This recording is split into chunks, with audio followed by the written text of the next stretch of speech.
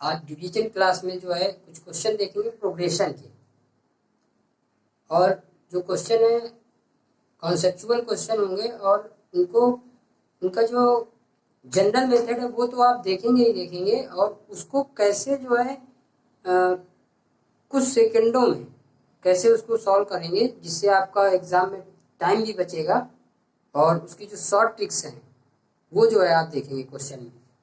पहला क्वेश्चन अगर ऐसा दिया हुआ है, if ABC are in GP, ABC GP में दिया हुआ है,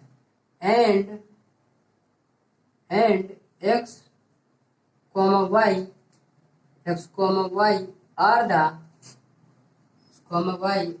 the arithmetic mean between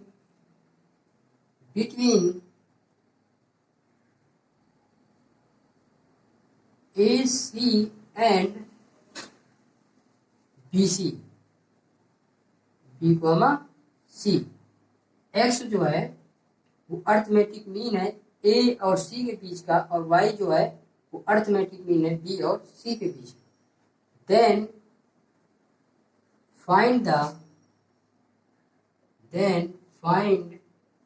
the value of A upon x plus C upon y। इसकी वैल्यू निकालनी है आपको। ऑप्शन दे रखे हैं 0, 1, 2 और D 1/2। ये क्वेश्चन जो है वो IIT रुड़की में आ चुका है। IIT रुड़की में ये क्वेश्चन IIT रुड़की में आया हुआ क्वेश्चन है। अब देखिए इसको,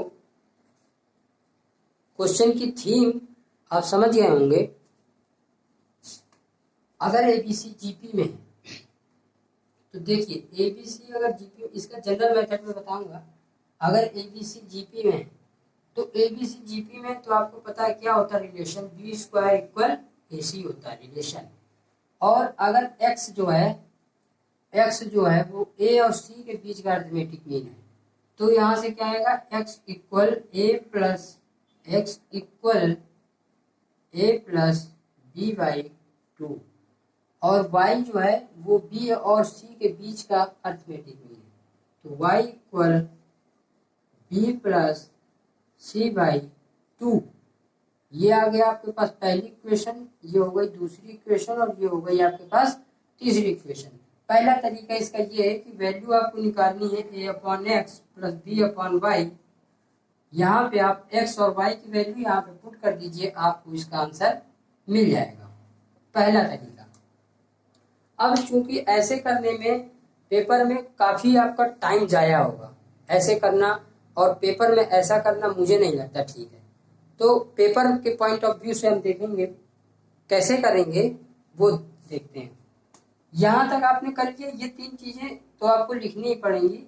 यहाँ पे करने के बाद क्या करेंगे, यहाँ पे दिया ABC GP में, तो अगर ABC GP में तो रिलेशन आपको, अगर हमको वैल्यू लेनी है तो ABC अगर ABC आर इन GP, अगर GP में है तो क्या लेंगे, A की वैल्यू 1 लेंगे, B की वैल्यू 2 लेंगे और C की वैल्यू 4 लेंगे। देख के भी समझ में आता है कि 1 to 4 किसमें है, 1 to 4 GP में। सॉल्व कैसे करेंगे, अब यहाँ से A और B की वैल्यू पता है, तो यहाँ पे आप रख दीजिए A की वैल्यू 1, B की वैल्यू 2 और अपॉन 2, तो यहाँ से वैल्यू कितनी आ गई 3/2।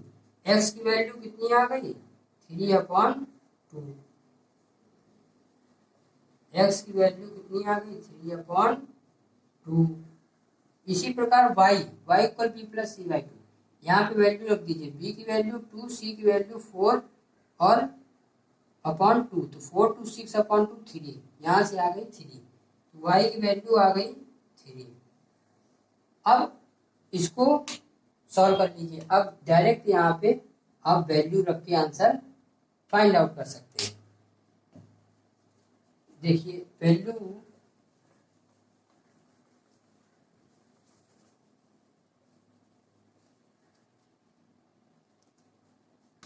यहाँ पे वैल्यू रख दीजिए, वैल्यू निकालनी है upon x plus b upon y की वैल्यू निकालनी है, फाइंड आउट करनी है।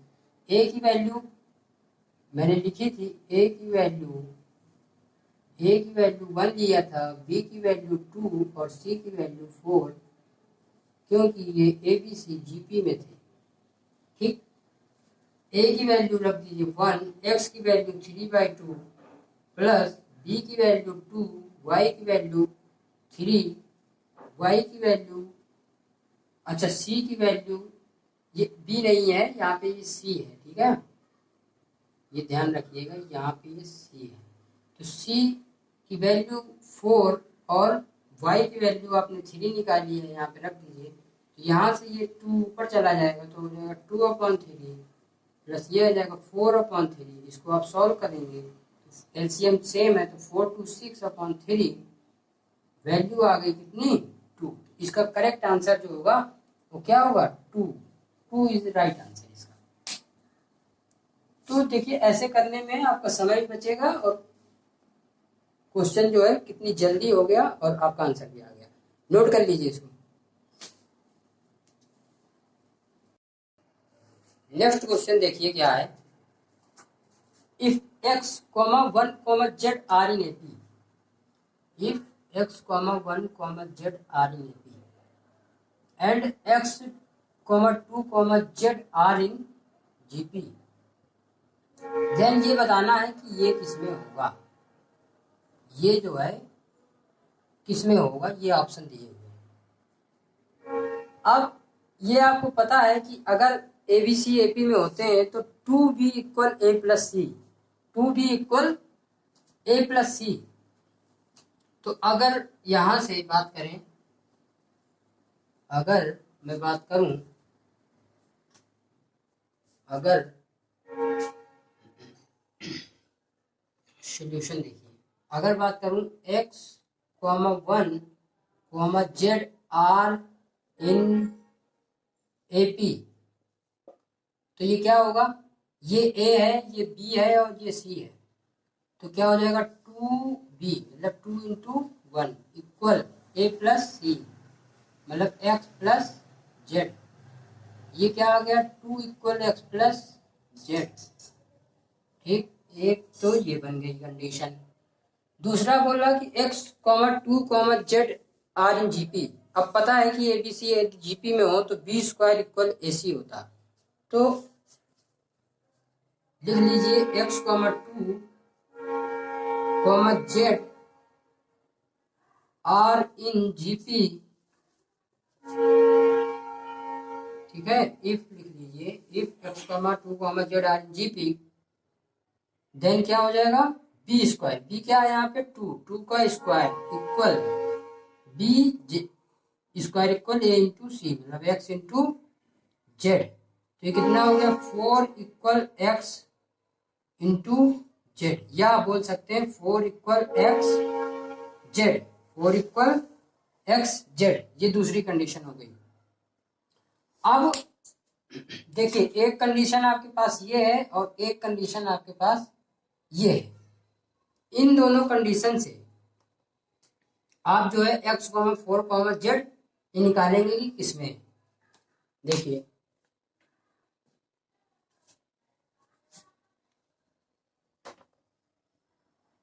अच्छा कंडीशन ये लिखिए रहने दीजिए।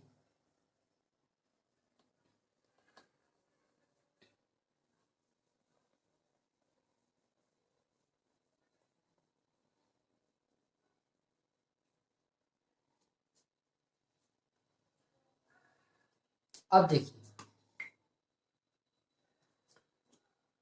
एक इसको ये से लिख लीजिए x plus z equal to, एक कंडीशन ये आ गई, और x जेड इक्वल 4 एक कंडीशन ये आ गई। अब इसको जो है ये मान लीजिए पहली इक्वेशन दे दीजिए, इसको दूसरी इक्वेशन दे दीजिए। अब क्या करेंगे कि जो दूसरी वाली है उसको जो है पहली वाली से डिवाइड करेंगे, मतलब 2 equation divided by 1, equation 2 divided by 1 कर दीजिए तो ये आ जाएगा x Z upon x plus z equal 4 upon 2। इसको कैंसिल आउट कर दीजिए तो ये हो गया 2। तो आ गई condition x Z upon x plus z equal 2। अब यहां से देखिए क्या निकल के आएगा, यहां से x Z equal 2x plus Z. अब यहां से ये देखिए कि अब अगर जो है x 4 z are in GP में, तो सॉरी जीपी नहीं, अगर हम मान के ही चलें, अगर पहले एपी मान लें, ठीक है, तो अगर एपी मानेंगे तो ये क्या है कि इक्वेशन 2b मतलब 8 इक्वल, ऐसा इधर लिख लेते हैं 8 इक्वल एक्स प्लस जेड, ऐसा कुछ आएगा। अब इसमें और इसमें अगर हम देखें तो कुछ हमको मिलेगा, नहीं मिलेगा। तो देखिए इसमें एक चीज, अगर इसको एचपी माने, अगर इसको एचपी माने तो ये क्या होगा, बी इक्वल मतलब 4 equal 2x Z upon x plus Z. ये सिर्फ इसलिए बता रहा हूं कि आप ये सीख जाएं कि कैसे सोचना, कैसे हमको, कैसे हम क्वेश्चन को देख के हमारे दिमाग में आइडिया आने चाहिए, कैसे आइडिया आने चाहिए। अब यहाँ पे हम क्या करेंगे कि अगर हम 2 का दोनों तरफ मल्टीप्लाई करा लें, 2 का दोनों तरफ मल्टीप्लाई करा लें तो ये हो जाएगा 2x Z equal 2 2 4 x plus Z, ये हो जाएगा। अब ये होने के बाद अब देखिए, अब इसमें से आप रिलेशन निकाल सकते हो। अब जो है बहुत आसानी से रिलेशन आ जाएगा।